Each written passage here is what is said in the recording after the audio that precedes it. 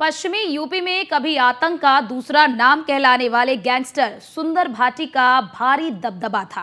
Greater Noida के धंदौला गांव का रहने वाला कुख्यात सुंदर भाटी का 30 साल का साम्राज्य रहा। राजनीतिक गलियारों में उसकी अच्छी पैठ थी। उस पर 60 से अधिक आपराधिक मुकदमे दर्ज हैं, जिसमें हत्या का प्रयास, लूट समेत कई अपराध शामिल हैं। सुंदर भाटी हरेंद्र प्रधान मर्डर केस में जेल में बंद था। अब 20 साल बाद जेल से रिहा हुआ है।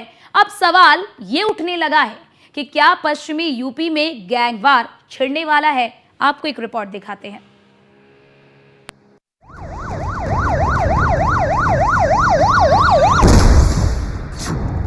दहशत का दूसरा नाम, अपराध की दुनिया में पहचान, वेस्ट यूपी का गैंगस्टर आजाद, लॉरेंस गैंग से कनेक्शन, बढ़ी टेंशन। क्या पश्चिमी यूपी में गैंगवार छिड़ने वाला है? क्या पश्चिमी यूपी में गोली की तड़तड़ाहट सुनाई देने वाली है?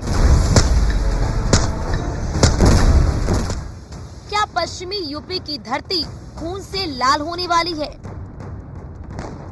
ये सवाल इसलिए उठने लगे हैं क्योंकि क्राइम की दुनिया का बड़ा नाम गैंगस्टर सुंदर भाटी जमानत पर जेल से आजाद हो गया है।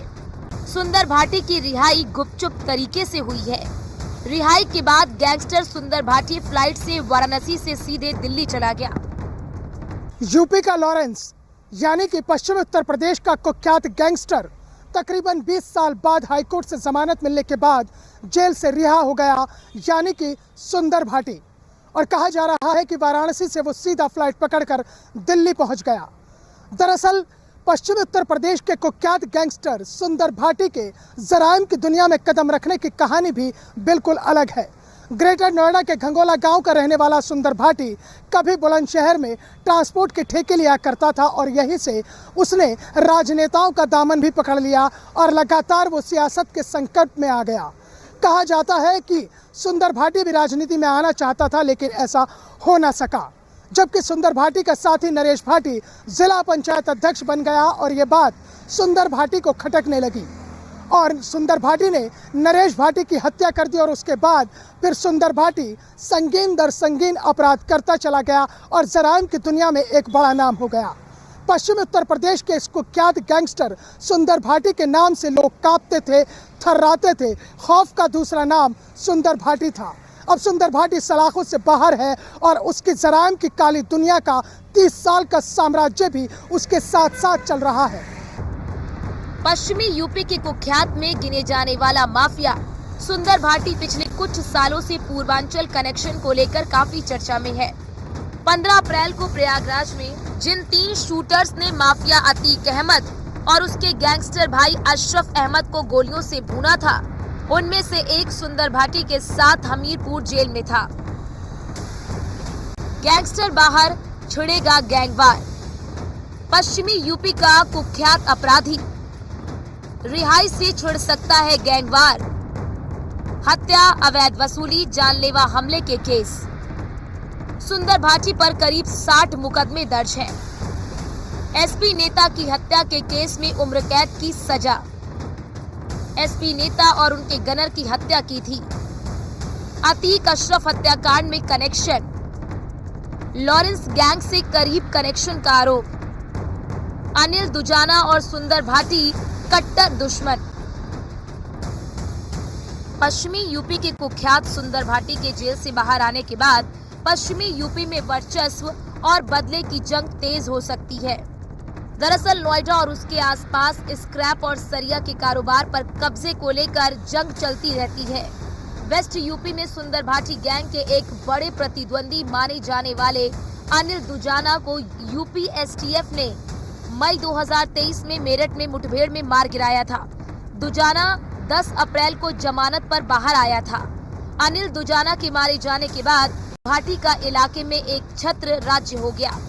इसी बीच नोएडा और स्क्रैप कारोबार में अपना सिक्का जमाए सुंदर भाटी गैंग के प्रतिद्वंदी माने जाने वाले और सपा नेता हरेंद्र नागर के भाई रवि काना पर भी नोएडा पुलिस ने शिकंजा कसा है।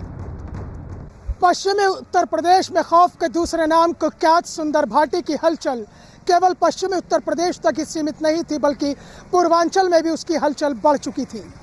जेल की सलाखों के पीछे होने के बावजूद भी सुंदर भाटी पूर्वांचल तक दस्तक दे रहा था, और इसका खुलासा उस वक्त हुआ जब माफिया अतीक अहमद और उसके भाई अशरफ की हत्या कर दी गई।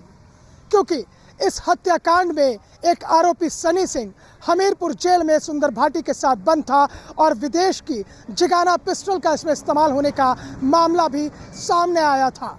जबकि लॉरेंस बिश्नोई गैंग से सुंदर भाटी के करीबी कनेक्शन उस वक्त सामने आए जब अजीत सिंह की हत्या कर दी गई, और अजीत सिंह की हत्या में लॉरेंस बिश्नोई गैंग का गुर्गा राजन जाट, जबकि सुंदर भाटी गैंग का गुर्गा तोमर और संदीप सिंह बाबा शामिल थे। और इसमें भी जिगाना पिस्टल के इस्तेमाल होने की बात सामने आई थी। क्रॉस फायरिंग में तोमर के पैर में गोली लगी थी, जबकि संदीप सिंह बाबा को भी पुलिस ने गिरफ्तार कर लिया था। और उसके बाद ये चर्चाएं जोर पकड़ने लगी थी कि कुख्यात सुंदर भाटी और लॉरेंस बिश्नोई गैंग के बहुत करीबी कनेक्शन है, और यही वजह है कि सुंदर भाटी की हलचल पश्चिम से पूर्वांचल तक बढ़ गई।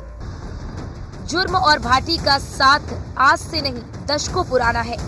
जुर्म की दुनिया में चर्चा है कि लॉरेंस बिश्नोई गैंग और सुंदर भाटी गैंग आपस में जुड़े हैं।